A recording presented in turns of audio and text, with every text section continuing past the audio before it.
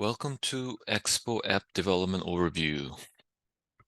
So we're going to look at app development with Expo, which is a framework built on top of React Native.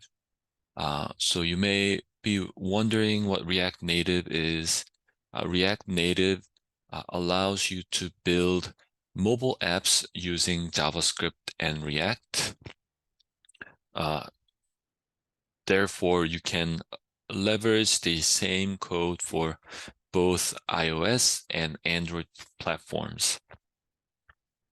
What Expo does is, in addition to React Native, is that Expo enhances this experience by providing a suite of tools and services that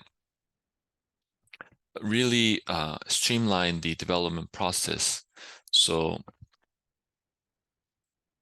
it is really important to understand how Expo works with React Native in order to build a mobile application. Key concepts. So when we say Expo app, we are referring to a React Native application that uses Expo's tools and services, which you will learn in a different lecture. And Expo's tools and services can range from a single SDK package to a comprehensive suite like Expo Router or Expo CLI. So this terminology that we set now will definitely simplify moving forward, because if we continue saying like React Native app using Expo tools, that can be cumbersome. Understanding Expo application services. So it's also called EAS, is a suite of hosted services designed to enhance your app development workflow. So with Expo application service, you can build, submit, and update applications easily. So this provides automation, collaboration tools, and a free plan suitable for students. And Expo application service addresses the need for any physical resources like servers for over-the-air updates and builds, or any other cloud service. So it makes it a very important asset for developers at any scale.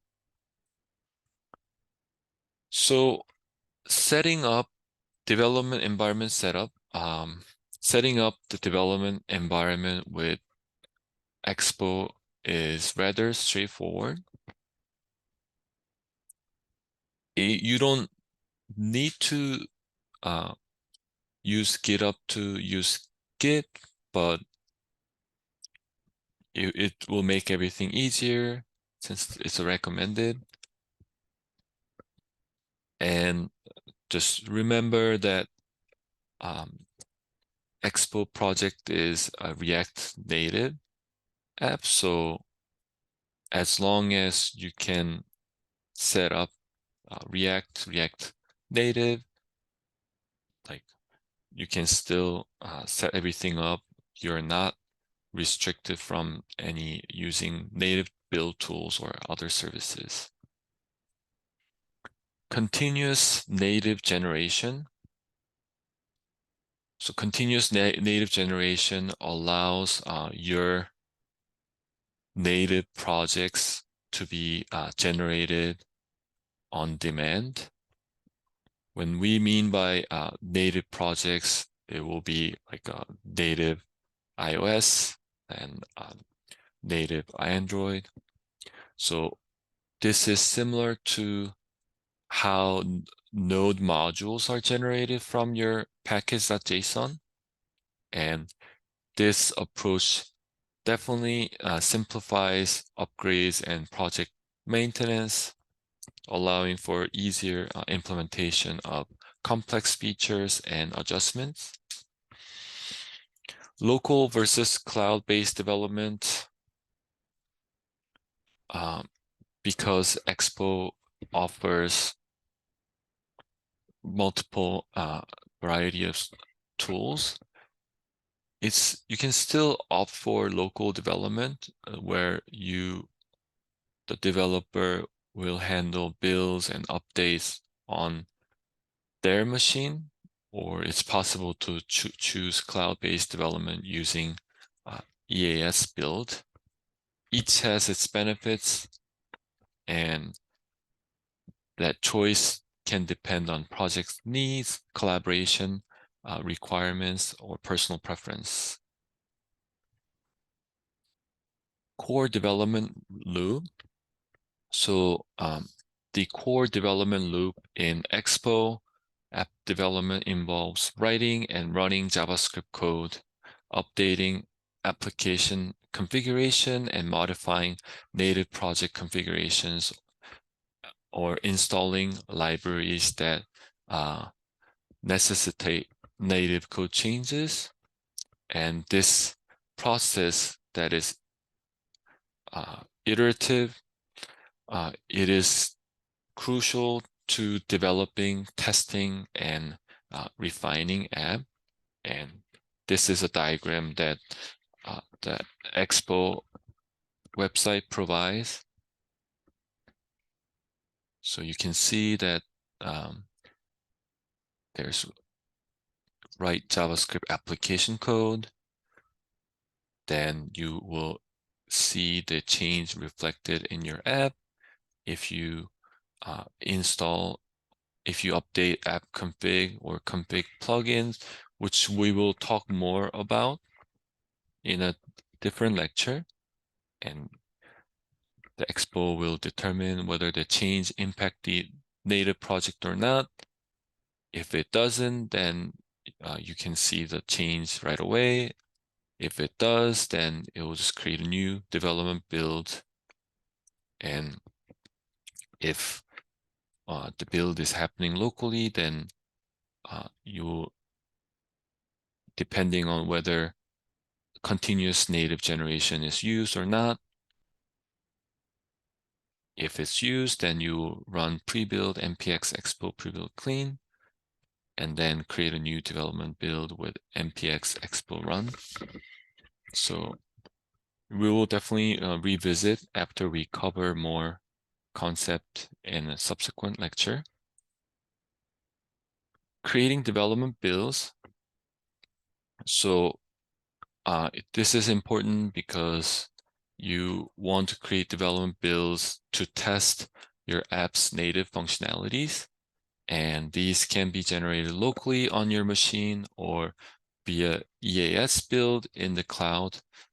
And this is important for integrating native modules and making sure that your app behaves as expected on actual devices. Sharing and testing the app. Once the app reaches a testable state,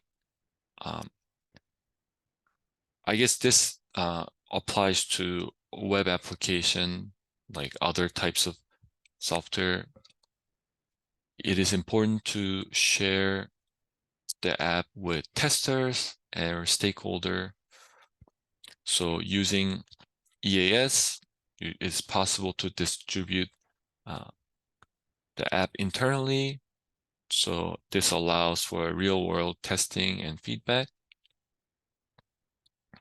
And this can be more efficient compared to traditional beta testing methods.